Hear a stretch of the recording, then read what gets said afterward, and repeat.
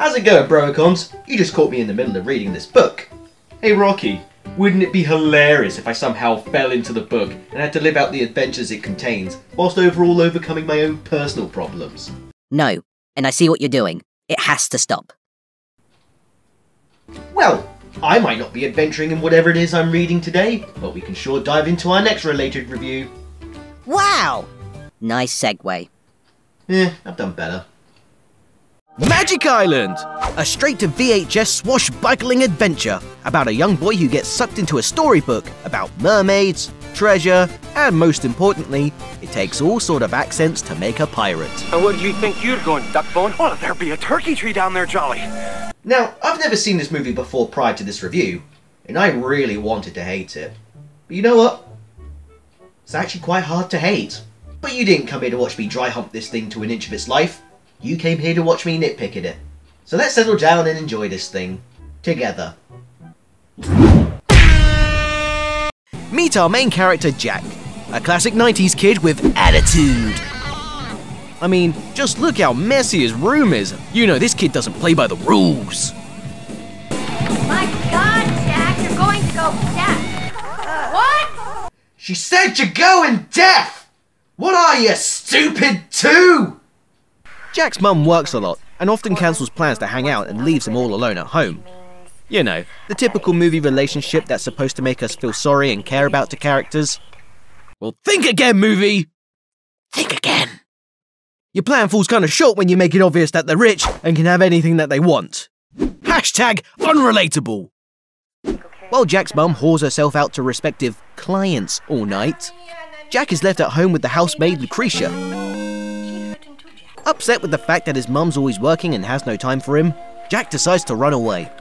And rather than, you know, taking food and money or anything survival related, he takes a microphone and a super soaker.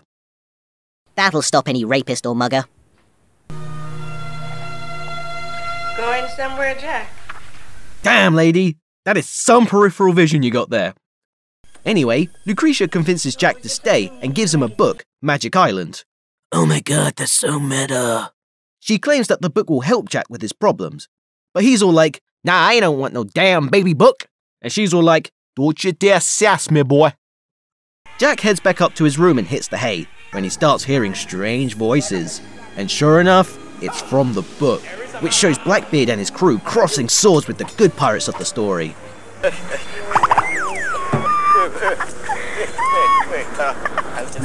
Don't be dropping your drawers in the presence of a lady. Comedy. Lucretia!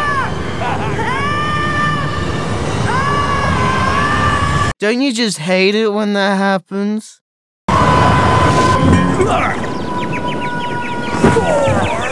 After Jack knocks out Blackbeard by falling on him, the good guys escape into the jungle using the shittiest smoke bomb ever.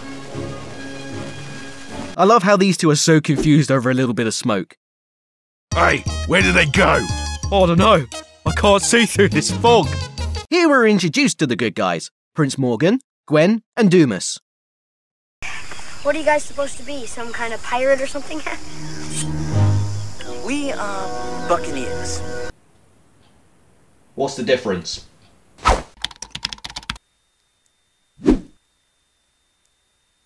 So... you are pirates? You kind of look like a grunge man.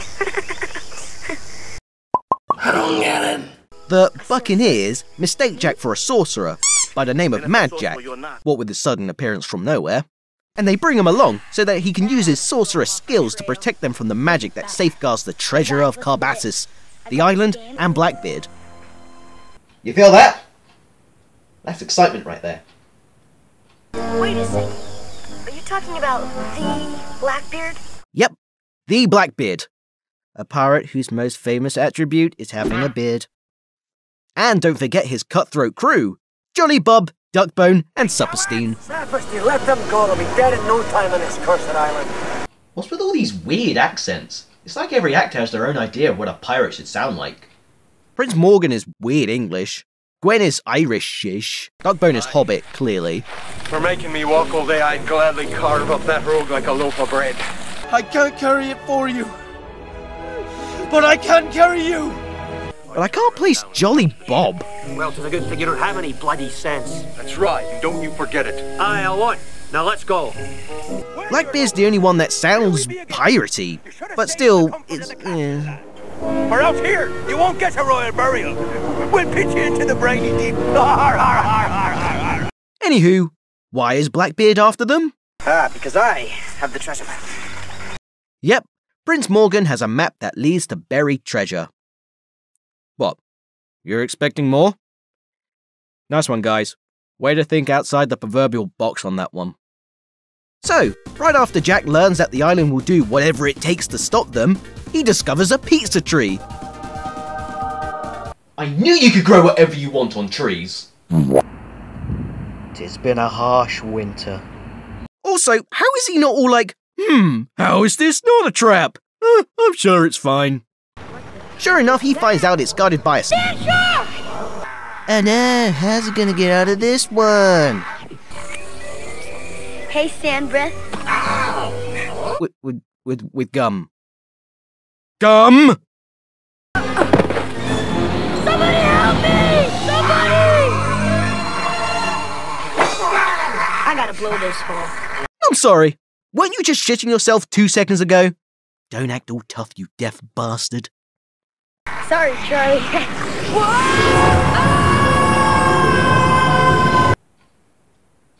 Sure, why not?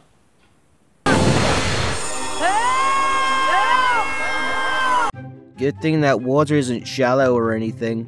Otherwise that kid actor might have a hard time pretending to be drowning. Jack is saved by Lily the mermaid. And right off the bat, you can tell she's going to be one of those really well-written characters. We're gonna send Blackbeard on a wild goose chase.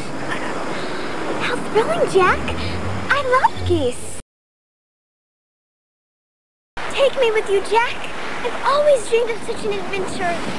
That, Finn, it's gonna be a real problem. Finally! That's the first smart thing you've said! Worry not, Mad Jack. I'll simply wish for a pair of legs. Oh, just like that, huh? Yes, Jack! Wish! It's not a hard concept. Wait, what? So, since she saved the life of a human, Lily is granted one wish for a day. So she wishes for legs, so she can join Jack on his adventure. But what could she add to the adventure that the other characters simply don't? And I do know the secrets of the Isle. For the trees and the flowers and the animals, they speak to me daily. So basically everything that's not in the ocean? Does anyone else see anything wrong with this logic? Does anybody else feel skeptical about bringing this nut job along? You're talking to a tree. It gave me leave to remember it by. The gang make their way into the forest, where Lily starts using her random land powers to talk to the animals. Tonga!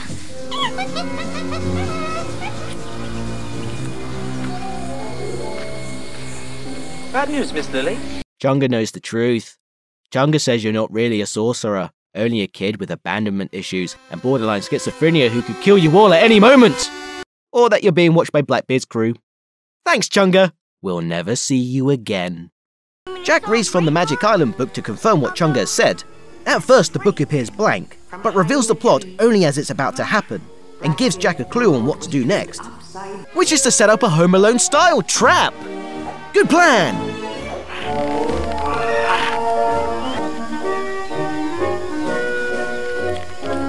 There's no possible way anyone is that stupid to fall for that old trick. No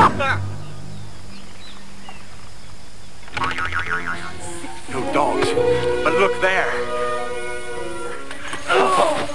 No, no! Captain! Oh!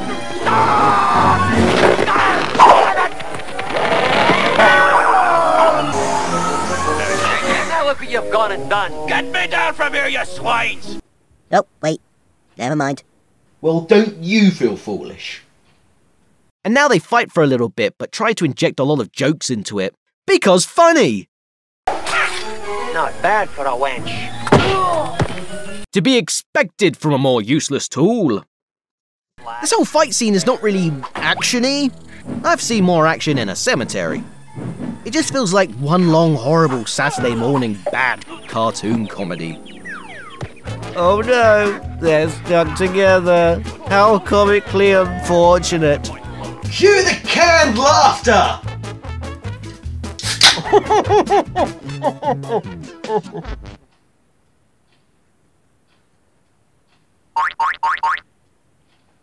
Well, that was cheap. Jack and Lily escape with the map, but Blackbeard pulls out a gun on Prince Morgan. Finally, some sense! What are you gonna do, Blackbeard? Shoot them in the face? Shoot them in the heart? Shoot them in the face, then the heart, then cast their bodies to Davy Jones' locker? No. He has a more genius and time-consuming idea. Bury them in the sand, leave the stupidest one to guard them, and wait for the tide to come in. It's brilliant! While Lily continues to act really stupid, Jack comes up with an idea to help Morgan and his crew escape by making an island door. It's made out of trees, and the microphone from earlier. They use it to scare Duckbone.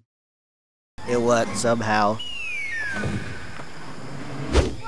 Next up, there's a scene with a three-headed totem wall thing, which I like to call Dumb, Dumb and Dumber. Right. You go right. Right is wrong. Left is right. I don't believe either of them. They don't know wrong from right anymore. That's what love does to you. It's pretty pointless since it contributes nothing to the overall story, other than confusing Prince Morgan for like 5 seconds, so next! Simply marvelous. What? You've never seen a lighter before? Course they haven't. Considering that particular style of lighter wasn't invented until back in the early 60s, and Pirates in the Caribbean were only around between the 1500s and 1830. No, I'm not surprised they don't know what that is, you stupid little prick! Morgan tells Jack that he too ran away from home, and that he regrets doing so. In turn, Jack learns his lesson that he can't run away from his problems, and also gets spooked by a haunted theremin. And a spooky skeleton. I'd have a skeleton joke for you, but I don't think you'd find it humorous. The pirates manage to capture Jack and Lily with their cunning ways. Is that you,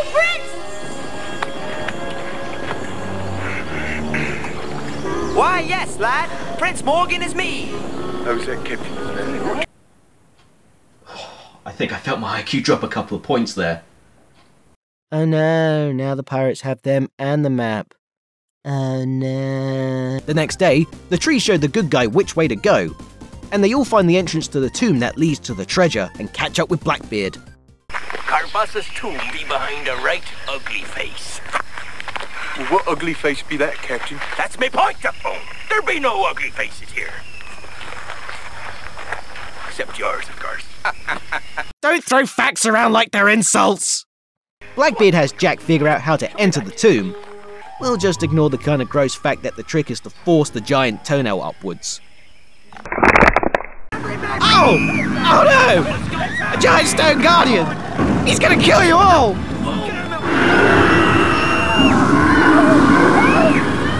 I have to admit, the whole movie up until this point was a tad underwhelming, but the stop motion here is actually really well done, and is a nice touch to see.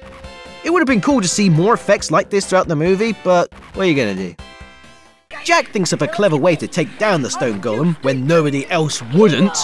The old rake in the face trick. Jack, he's our man. If he can't do it, no one can. Yay. Yeah. Stop celebrating! Those scallywags beat us to the treasure! Thanks, Gwen. Thanks for pointing that out. Yes, Blackbeard has already made his way into the tomb first to claim the treasure. Go, Jack!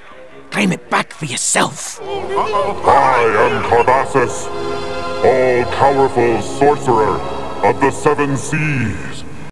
Wait, that's Carbassus? Okay. No, not okay! Why is he just the head? What happened to him? Man, the lore is rich in this movie. As it turns out, the tomb is booby-trapped, and Carbassus has the walls close in, trapping them inside, and turn Blackbeard into gold. Huh. Guess the treasure wasn't worth its weight in gold. As the tomb is closing in, Lily turns back into a mermaid. Way to pick your moments! But Jack manages to pull her out before Carbassus traps him in the tomb, totally becoming the hero and winning Lily's heart. I am getting a bit dry around the edges. That's what she said? They soon return Lily to the ocean. Bye! And Morgan leaves home with a little bit of treasure for himself. Everybody wins! Turns out the real treasure here, though, is a lesson well learnt. You can't run away from your problems, or running away doesn't solve anything. Something about running away equals bad. Jack gets sucked into the book and returns home, only to wake up as his mum walks through the door. Did it really happen? Was it all a dream? Either way, Jack and his mum learn to spend more time with each other. And they do. Finn. So there you have it, Magic Island. I know it's meant for children and any adult watching it will probably think, the fuck did I just watch this for? It doesn't do anything to make it stand out from being a great film, but it doesn't mean it's a bad movie either. The idea of going into a storybook is hardly an original concept. You're more likely to be a fan of it if you grew up with it as a kid. Or have watched it loads of times to write a review about it. Yeah.